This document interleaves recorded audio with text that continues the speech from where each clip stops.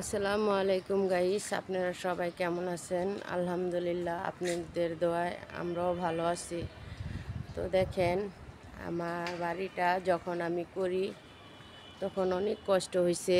এই যে দেখেন, এই যে এখানে যে বেঞ্চগুলান, দরজার এগুলান তখন আমি আমার বাবার বাড়িতে মনে করেন পাশে এক আঙ্কেল বাড়ি করতেছিল। বাড়ি করার পরে এই টাইলসগুলান ছিল, এই টাইলসগুলান যেটি দেখতে পাচ্ছেন। তো আমি এগুলান ওই আঙ্কেলের থেকে 600 টাকা দিয়া এই টাইলসগুলো নিয়ে আসছিলাম। তো এডি আপনাদের ভাইয়া আর কি এডি বসাইছে, লাগাইছে। তারপরে এই যে আল্লাহর এটা আমি 1200 টাকা দিয়ে আনছি, আইনা লাগাইছি। অনেক শখ করে এই বাড়িটা করছি। তো আমার অনেক জিনিসপত্র আসিল, সেগুলান বিক্রি করা মনে করেন এই বাড়িটুক করছি নিজের বাচ্চাদের নিয়ে সই সালামতে সুখে শান্তিতে থাকবো।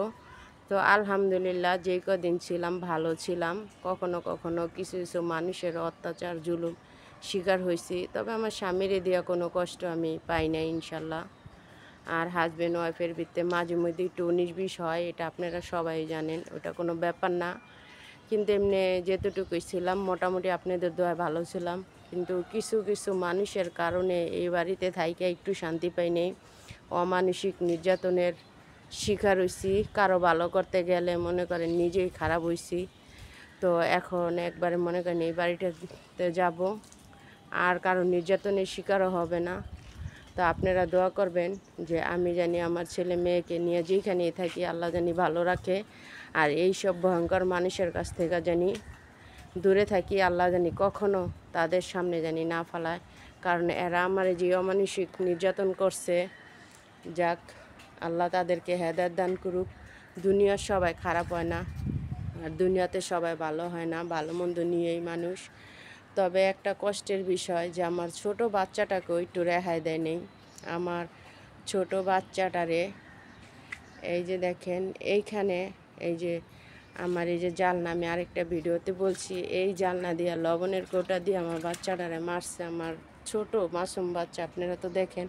ওই মেয়েটাকে পর্যন্ত ছাড় দেয় নেই, এতটা নির্যাতন করছে। আমাদের বাড়িতে থাইকা আমাদেরকে অত্যাচার করছে, জুলুম করছে। এক জায়গায় থাকলে 19-20 অনেক কিছু হয়। এই জন্যই যে জঙ্গলির মতন অমানুষের মতন গায়ে জাপায় করে মারতে হয়, এটা কোনোই না।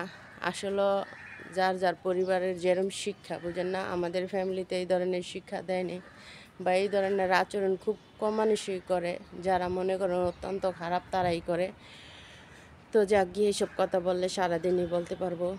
তো আল্লাহ তাদের বিচার করবে ইনশাল্লাহ, বিচার দেখাইছে, আরও দেখাইবো। তো দেখেন, যখন বৃষ্টি হয় তখন এই যে আমার ছাদে এরকম পানি জমা থাকে। তো আমি প্রতিদিন কাচাই দিতাম। তো এখন কয়েকদিন ধরে কাজে ঝামেলা, আর তাছাড়া মনে করেন করার কোনো ইচ্ছা নেই, এমনিতেই মায়া লাগে সুন্দর থাকলে। তো এই বাড়িটাতে এই যে দেখেন সুখে দুঃখে, এই যে দেখেন বাড়িটা দেখেন, এই যে এইখানে 2 ভাড়াইটারা থাকে, আর ওইখানে আমার স্বামীর বড় ভাই থাকে। ওই যে যে গাছটা দেখতেছেন, ওই যে ওইটাতে আমার স্বামীর বড় ভাই থাকে। তো হয়তো এইগুলা নিয়ে আমাদের স্মৃতি হয়ে থাকবে। তো সুখে দুঃখে এই বাড়িতে অনেক দুষ্টামি করছি, অনেক মজা করছি, আনন্দ করছি। এক জায়গায় থাকলে 19-20 সবার সাথে হয়, সুখে দুঃখে মনে করেন অনেক দুষ্টামি ফাইজলামি। বিয়ার পর থেকে ওই বাড়িটাতে ছিলাম, নিচে ছিলাম, তারপরে আমি উপরে চলে আসছি। তো সুখের স্মৃতিগুলান মনে পড়ে, বা দুঃখের স্মৃতিগুলানও মনে পড়ব, তবে সুখের চেয়ে দুঃখের স্মৃতিই মনে করেন বেশি হয়েছে। মনে করেন কারণ করুন ছাড়াই মনে করেন। আর এই বাড়িতে একটা অভ্যাস আছে, ভুল না করেও ভুলের শিকার হইতে হয়েছে আমাকে। আমি যদি দোষ নাও করতাম, আমার উপরে দোষটা চাপাই দিত, দিয়ে আমারে যাথা অমানসিক নির্যাতন করতো এই বাড়ির মানুষ। তো যাক গিয়ে আল্লাহ পাক তাদেরকে সবাই হেদায়েত দান করুক। তো কি বলবো, মানে অনেক সময় বাসা হারায় ফেলাই। তো আর বলতে বলতে চোখের কিনারে পানি চলে আসে যে অপরাধ না করে অপরাধী হয়েছি। যাক গিয়ে আর এই ধরনের শিকার হতে হবে না। তো আজকের ব্লগ ভিডিওটা এই পর্যন্ত। সবাই ভালো থাকবেন, আমার মেয়েটার জন্য সবাই দোয়া করবেন। আসসালামু আলাইকুম।